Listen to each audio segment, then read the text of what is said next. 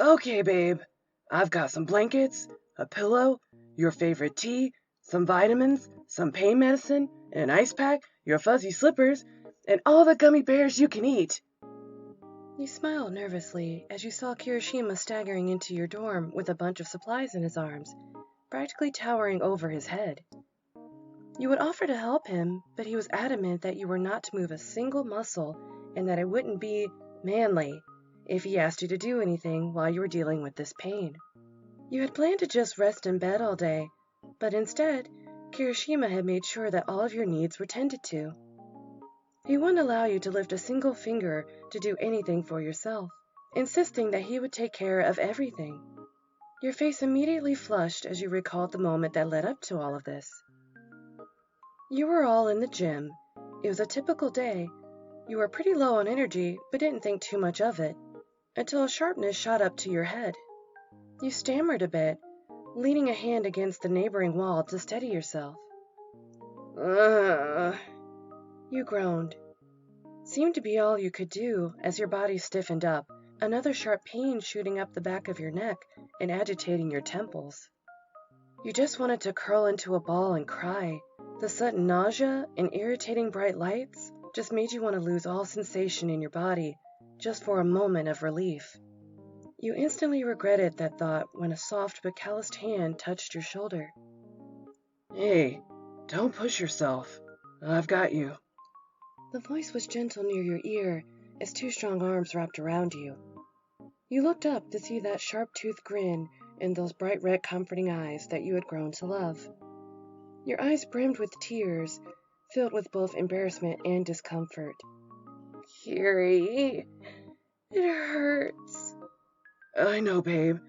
Just hang on for a bit longer. I'll take care of you. You let out a breath you hadn't realized you were holding and relaxed as Kirishima pulled you from the wall and effortlessly lifted you up in his arms and made sure that he had you securely held in place to his chest before he broke out in a light sprint.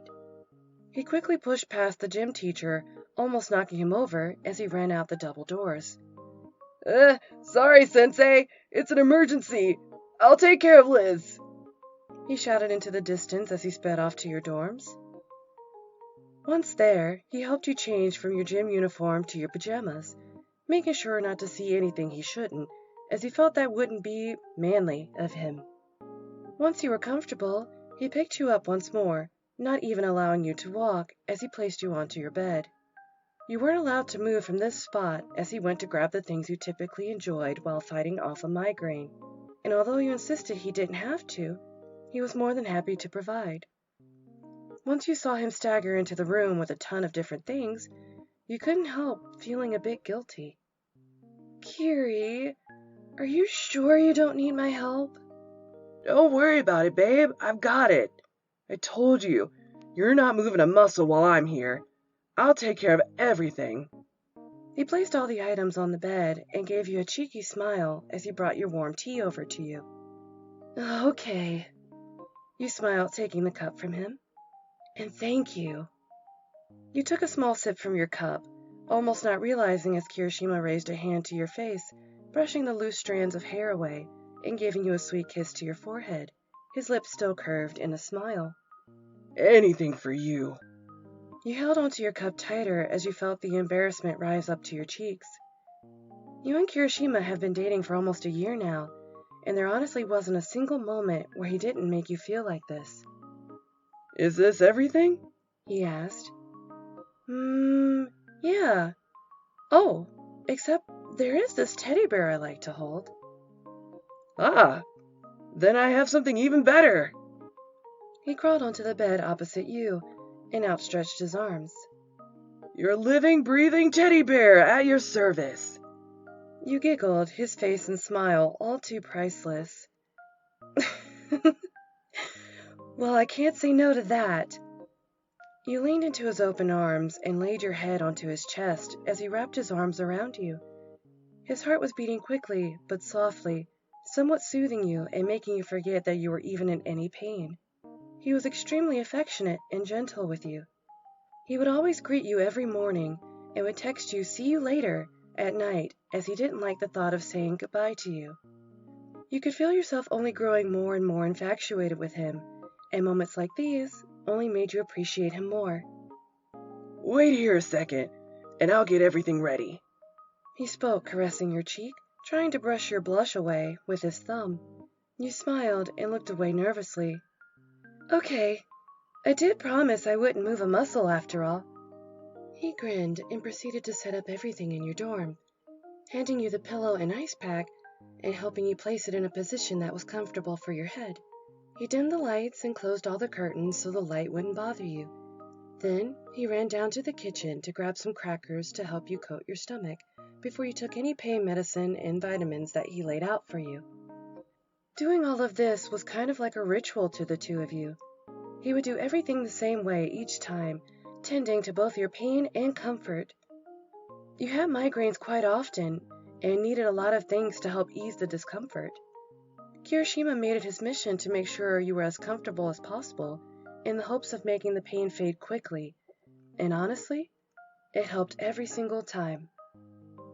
After placing the fuzzy slippers on your feet, even though you desperately tried to object to that one to no avail, he draped the cozy blanket over your shoulders and adjusted the AC so you wouldn't get too hot. Phew. Okay, I think that's everything, he stated, wiping his brow. Good. Now will you please come sit with me? I promise you've done enough. I want to spend some time with you. Okay, babe. He grinned and grabbed the remote, plopping down right next to you and turning on the TV, making sure the volume was low so you both could enjoy a movie together. You extended a piece of the blanket to him, and he took it happily, draping his arm around you and pulling you closer to him. Kiri, I really appreciate you doing all of this for me. No one has ever done this before, so I can't thank you enough. He stopped scrolling through possible movie selections and turned to look at you. You really don't mind doing all of this? Of course not. Why would I mind doing things for the girl of my dreams? You mean so much to me. I would do anything you ask me to make you happy, but you never ask me for anything. So even though your migraines suck, one positive is that it gives me a reason to spoil you. You sighed contently, nuzzling into his chest. How did I get so lucky to have someone like you caring for me? I know I don't say this a lot because I get embarrassed, which is so unmanly of me.